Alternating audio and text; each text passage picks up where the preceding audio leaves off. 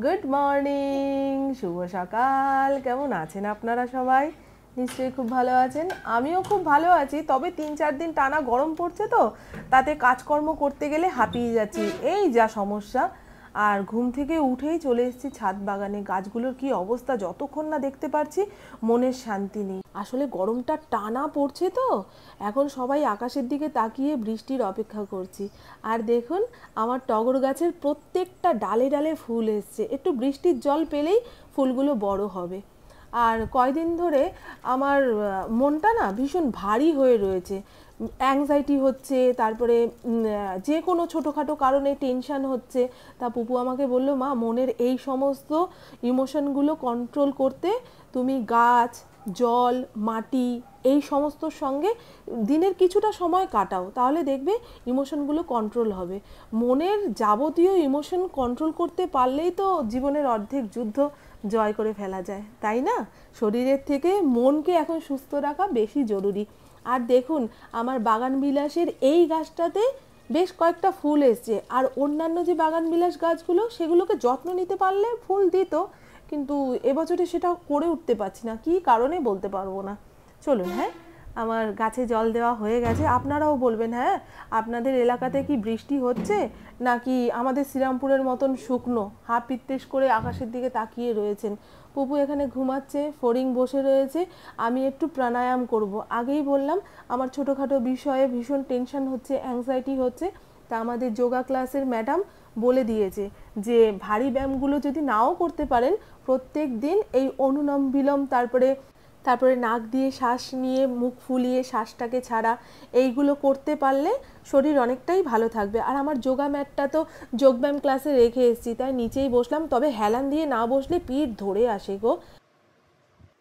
চলুন, অনেকক্ষণ নিজের যত্ন নিয়েছি, নিজের মনের যত্ন নিয়েছি, এবারে সংসারের কাজে হাত দিই। ওদিকে তো রোদ্দুর উঠে যাচ্ছে, ঘরের পাপোশগুলো তো প্রত্যেক দিন ধুয়ে কেচে মেলতে পারি না, তাই ঘর মোছার সময় সব পাপোশ তুলে জানলার এখানে যে রোদ আসে সেই রোদে একটু মেলে দিই, তাহলে পাপোশের যে স্যাঁতস্যাঁতে ব্যাপারটা সেটাও চলে যাবে। আর দেখুন না, পাপোশে খালি ফড়িংয়ের লোম আর লোম, সেই লোম হালকা ধুলো ঝাড়ু দিয়ে বাড়ি মারলেই বেরিয়ে যাবে।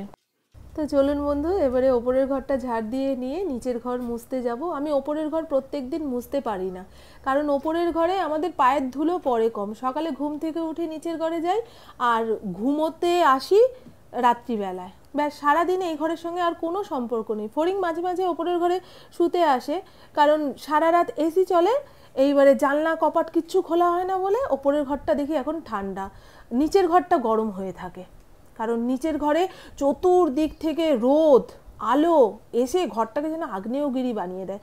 আর ওই দেখুন এবারে এই পাপোশগুলোকে ওই ঝাঁটা দিয়ে ঝেড়ে নিয়ে জায়গায় পেতে দেবো। আজকে না অতিরিক্ত গরম লাগছে, আর কাজ করতে করতে হাঁপিয়ে যাচ্ছি। সেই হাঁপানো গলা নিয়ে আপনাদের সঙ্গে যদি কথা বলি আপনাদেরও ভালো লাগবে না, আর আমারও শুনতে ভালো লাগবে না। সেই কারণে ভাবলাম একটু ভয়েস ওভার দিয়ে আপনাদের সঙ্গে গল্প করি আর ঘরের কাজকর্মগুলো সারি। ফড়িং এখানে টয়লেট করে, এই জায়গাটা ফিনাইল জল দিয়ে ধুয়ে দিলে পোকামাকড় হবে না। গতকাল রাতে খাওয়া দাওয়ার পরে এঁটো বাসন গামলায় উপর দিইনি, কতক্ষণে ওপরের ঘরে গিয়ে পাখার নিচে বসবো, তাই এখন এঁটো বাসনগুলো গামলার মধ্যে গুছিয়ে না দিলে সুজাতা মাজতে পারবে না, ঢু মেরে চলে যাবে, ভাববে বৌদির বাসন নেই, বুঝেছেন?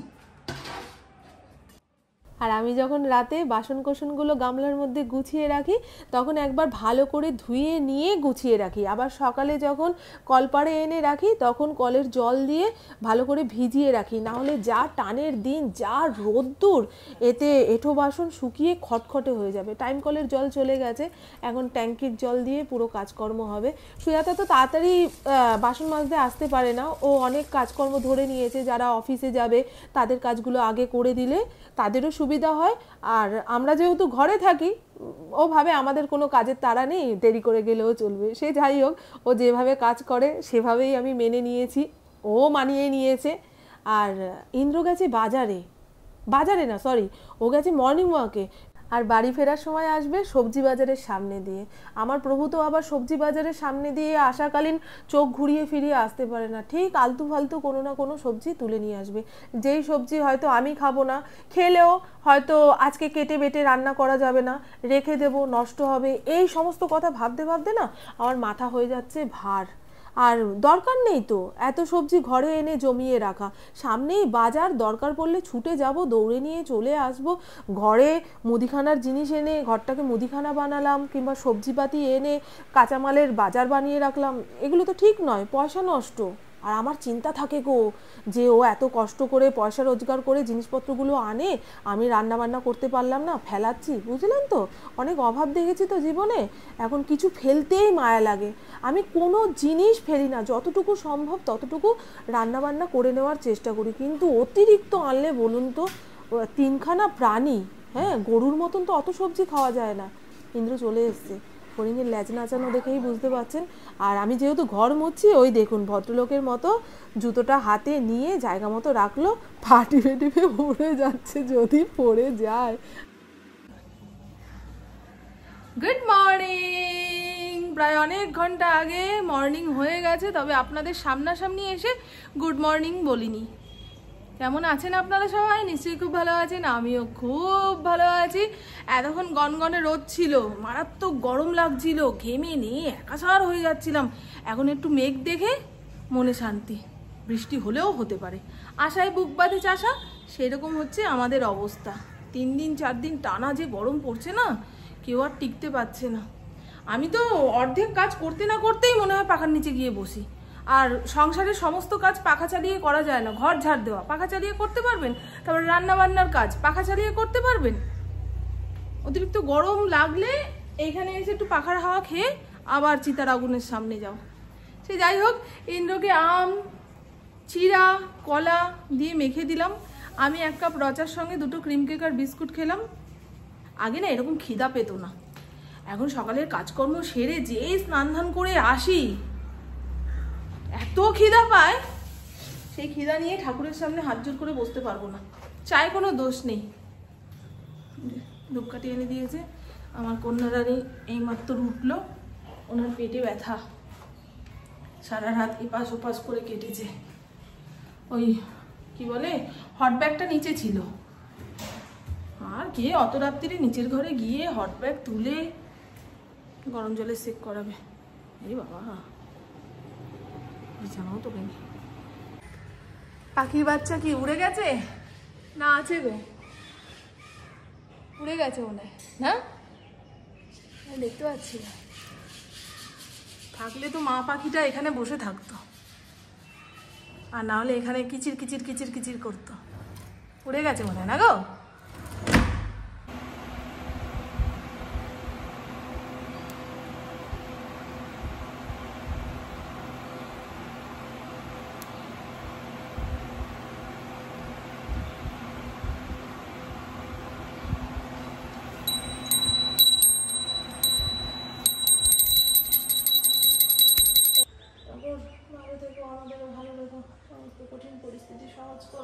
আর এই তো বন্ধু, আমার রান্না বান্না কমপ্লিট। এখানে ফড়িংয়ের ভাত রেডি করে রেখেছি, ঠান্ডা হলে মেখে ঝুঁকে দেব। আর আজকের রান্না বলতে, ইন্দ্র কালকে বাজার থেকে একটা কাঁচা আম এনেছিল আম মাখা খাবে বলে। ধর তোমার আম মাখা, আমি অর্ধেকটা কেটে ডাল বানিয়ে নিয়েছি। আমগুলো গজা গজা দেখুন, সেই 1 ঘন্টা ধরে সেদ্ধ করলাম ডালের সঙ্গে, তাও এরকম শক্ত শক্ত। চটকে মেখে খাবে। আমি অত টক খেতে পারি না, ওই আমের যে গন্ধটা হয়েছে ডালের মধ্যে, ওটাই আমার ভালো লাগে। আর এই হলো লাল লাল করে আলু ভাতে মাখা, পেঁয়াজ শুকনো লঙ্কা ভেজে আলু ভাতেটা মাখলাম। আধা ঘন্টা 1 ঘন্টা পরেই না টক টক হয়ে যাবে। কত গরম পড়েছে তো, এখন খাওয়ার ইচ্ছা নেই, পেটে খিদা নেই। পাঁপড় ভেজে রেখেছি বেশ অনেকটা পরিমাণে, ও আমার মেয়েই খেয়ে নেবে। পাঁপড় ভাজা খেতে খুব ভালোবাসে। এই পাঁপড়গুলো খুব ভালো গো, স্টেশন মার্কেটের একটা দোকান থেকে এনেছি। বললো বৌদি নিয়ে যাও, আবার ফিরে আসতে হবে। সত্যি তাই, ঢাকা চাপা দিই।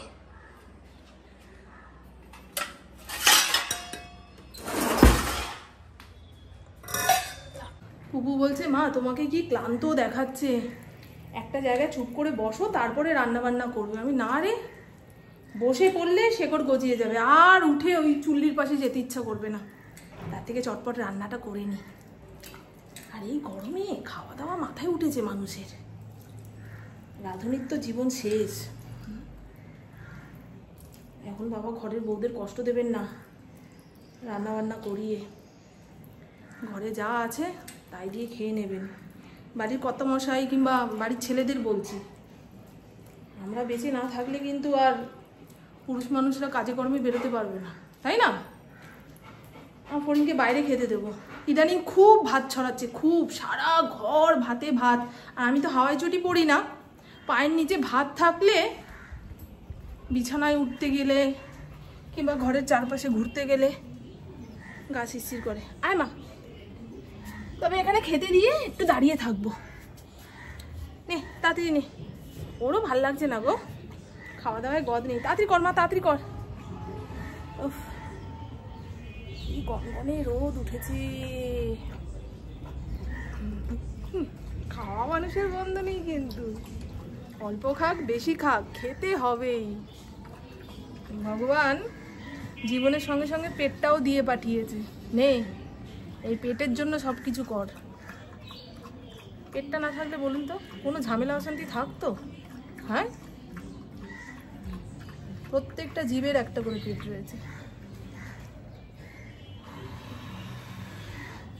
এবারে ওপরের ঘরে যাব, যদি খিদা পায় তো খাবো, আর না হলে আজকের মতো গল্প শেষ। বিকেলে ব্যায়াম রয়েছে, গরম না কমলে ব্যায়ামে যেতেও পারবো না, হার্ট অ্যাটাক হয়ে যাবে গো। টিভিতে বারবার বলছে এই গরমে বেশি কসরতের কাজ করবেন না, যারা জিম করছে তাদের বেশি জিম করতে না করছে হার্ট অ্যাটাক হয়ে যাবে। কতগুলো সোয়াবিন নিয়েছে, আমার থাইরয়েড আছে তো, সোয়াবিন ফুলকপি বাঁধাকপি খাওয়া বারণ, ওর নাকি দেখে লোভ লেগেছে।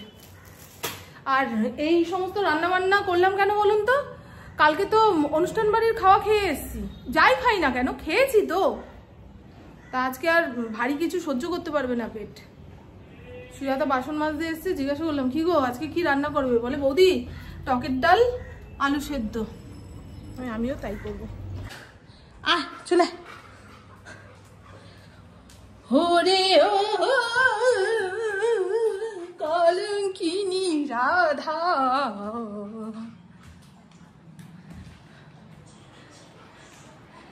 ও মা এবারে চালাও, ঘরটাকে একটু কাশ্মীর বানিয়ে দাও।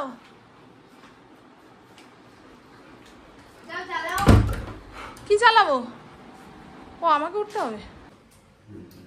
খুব সুন্দর জামাটা, এটা পরে আরাম পাবে। কটা কিনেছো এরকম? 5খানা বানাতে দিয়েছে, একটা দিয়েছে। 5খানা বানাতে দিয়েছো? হ্যাঁ, খুব ভালো কাপড় গো। একটু হালকা হালকা কালারের কিনবে, পরতে পারবে। যোগব্যায়ামের ক্লাস কোনোদিন 7টার সময় শুরু হয়, কোনোদিন 7:10, কোনোদিন 7:15। হোয়াটসঅ্যাপে মেসেজটা দেখে নিলে ভালো হতো। তবে 6:45 ওখানে সব হাজির হয়ে যায়। শুধু কি যোগব্যায়াম শিখতে যাওয়া, আগে পরে কত গল্প থাকে। একসঙ্গে এতগুলো মহিলা জড়ো হলে তো জানেনি কত রকম গল্প হয়। মারাত্মক।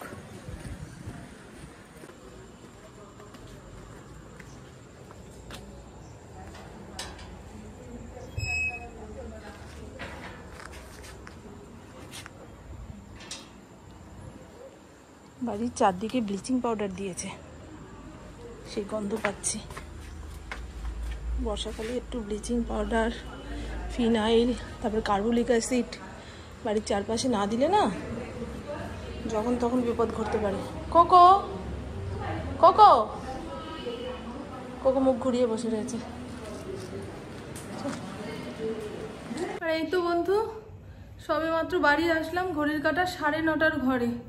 রাস্তা দিয়ে আসছি, দেখি সব দোকানপাট বন্ধ হয়ে যাচ্ছে, কারণ অতি গরমে তারা দোকানের ভেতরে থাকতে পারছে না।